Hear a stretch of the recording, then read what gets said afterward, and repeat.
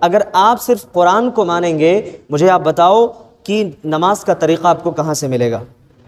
صدقہ اور خیرات کے جو اصول و ضوابط ہیں وہ کہاں سے آپ کو معلوم ہوں گے؟ قرآن میں تو اللہ نے صرف اتنا ہی کہا ہے نا کہ بھئی نماز پڑھیے۔ السلام علیکم ورحمۃ اللہ وبرکاتہ۔ محترم ناظرین، میں اسرار کاشف دریابادی ایک بار پھر آپ سبھی کی خدمت میں حاضر ہوں ایک نئے ٹاپک کے ساتھ۔ تو آج کا ٹاپک ہے کہ سنت یہ حجت ہے یا نہیں ہے۔ آج ہمارے سماج کے اندر تین قسم کے لوگ پائے جاتے ہیں۔ پہلے وہ لوگ ہیں جو یہ مانتے ہیں کہ سنت سرے سے حجت ہی نہیں ہے، یعنی ہم حدیث کو نہیں مانتے، صرف قرآن کو مانتے ہیں۔ دوسرے وہ لوگ ہیں جو کہتے ہیں کہ نبی صلی اللہ علیہ وسلم سے جو حدیثیں ثابت ہیں، یعنی جو صحیح حدیثیں ہیں اس کو بھی ہم مانیں گے، اور جو ضعیف یا موضوع حدیثیں ہم اس کو بھی مانتے ہیں، یعنی کسی بھی حدیث کا ہم انکار نہیں کرتے۔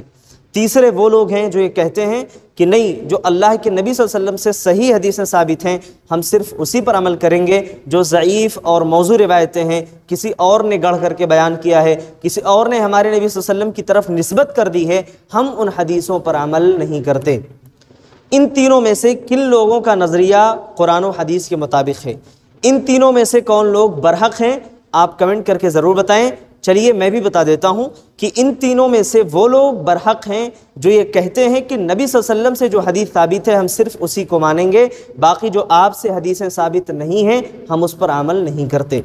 میرے بھائیوں، بات چل رہی تھی کہ سنت حجت ہے یا نہیں ہے، تو میں آپ کو بتا دوں قرآن اور حدیث کا جب ہم مطالعہ کرتے ہیں تو ہمیں یہ بات معلوم ہوتی ہے کہ سنت حجت ہے، اور اس پر عمل کرنا یہ ہمارا ایمانی فریضہ ہے۔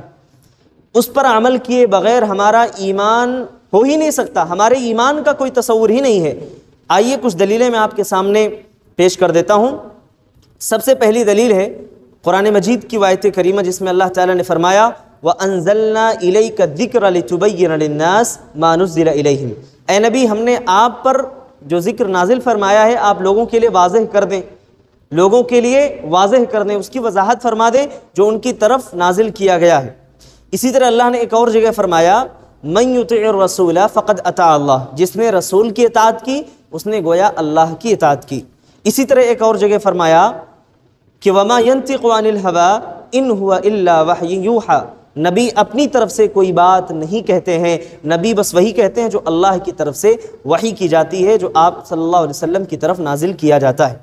میرے بھائیو، اسی طرح اللہ تعالیٰ نے ایک اور جگہ یہ بات واضح فرما دی کہ اگر کوئی نبی کی حدیثوں کو نہیں مانتا وہ مومن نہیں ہو سکتا، اور یہ بات اللہ نے قسم کھا کر کے کہی۔ آپ نے فرمایا فَلَا وَرَبِّكَ لَا يُؤْمِنُونَ حَتَّى يُحَكِّمُوكَ فِي مَا شَجَرَ بَيْنَهُمْ، کہ تمہارے رب کی قسم یہ لوگ ایمان والے نہیں ہو سکتے، ان لوگوں کا ایمان مکمل نہیں ہو سکتا اس وقت تک جب تک کہ آپ کو اپنے فیصلے میں، اپنے اختلافی معاملات میں آپ کو حاکم تسلیم نہ کر لیں، یعنی آپ کی طرف سے جو حکم صادر ہو اس کو مان نہ لیں۔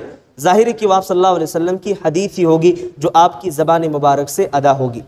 اور یہ بھی آپ یاد رکھیں کہ نبی کریم صلی اللہ علیہ وسلم کی حدیثوں کے تعلق سے صحابہ کرام، تابعین، تبع تابعین، ائمہ اعظام، ان سب کا یہی ایمان رہا ہے اور یہی ان لوگوں کا عمل رہا ہے کہ شرعی احکام جو ہیں وہ حدیثوں سے ثابت ہوتے ہیں اور حدیث پر عمل کیا جائے گا۔ اور یہ جو آیتیں میں نے آپ کے سامنے رکھی ہیں اس سے بھی یہ بات ثابت ہوتی ہے کہ اللہ کے نبی صلی اللہ علیہ وسلم کی جو حدیثیں ہیں وہ حجت ہیں۔